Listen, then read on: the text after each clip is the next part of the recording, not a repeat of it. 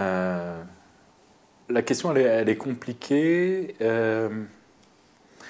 Lorsqu'on enseigne le journalisme, il y a deux choses qui rentrent en ligne de compte. En tout cas, moi, c'est comme ça que je réfléchis les choses.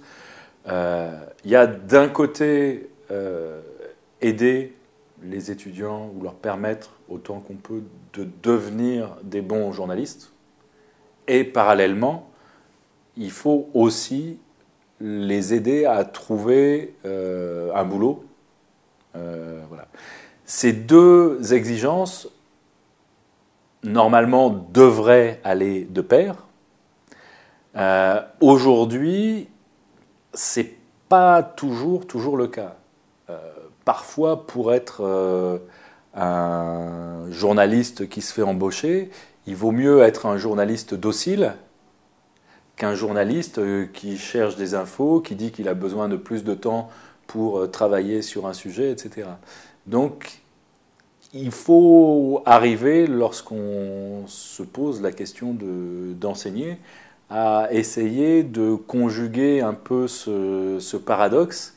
Et moi, ce que j'essaye de faire, c'est, en tout cas dans ma pratique, c'est de donner des clés, des moyens de faire pour qu'après, les étudiants qui sont en face de moi aient le plus d'outils, d'éléments de réflexion, de méthodes pour pouvoir faire ce qu'ils ont envie de faire. L'avantage qu'on a aujourd'hui, c'est qu'un certain nombre de choses sont possibles, même individuellement. On peut aujourd'hui financer des reportages individuellement sans en passer forcément par une rédaction, si on arrive à mobiliser des gens, notamment via Internet. On peut faire un certain nombre de choses de manière beaucoup plus facile qu'il y a quelques années parce que le matériel coûte beaucoup moins cher. La caméra avec laquelle on est en train de filmer, là, est une caméra en termes de qualité, en termes de capacité. Il y a 10 ans, elle aurait coûté probablement 10 fois plus cher. Donc aujourd'hui, il y a des possibilités individuelles ou par petits groupes de faire des choses parce que les moyens financiers à mobiliser sont moins importants et que les capacités de mobiliser ces moyens financiers sont beaucoup plus larges.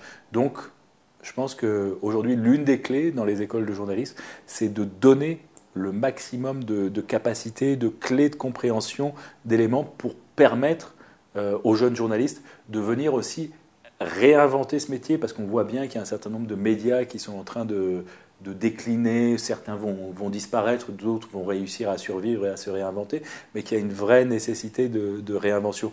Donc on est dans ce moment de bascule, et pour les enseignants, c'est très difficile de dire aujourd'hui à des étudiants, de les pousser très clairement du côté du passé, en disant c'est encore là qu'on trouve du boulot, ou de l'avenir avec du boulot qui est encore incertain. Donc on essaye de trouver un juste milieu qui va leur permettre de choisir, eux, de quel côté ils vont vouloir basculer ou pencher ensuite.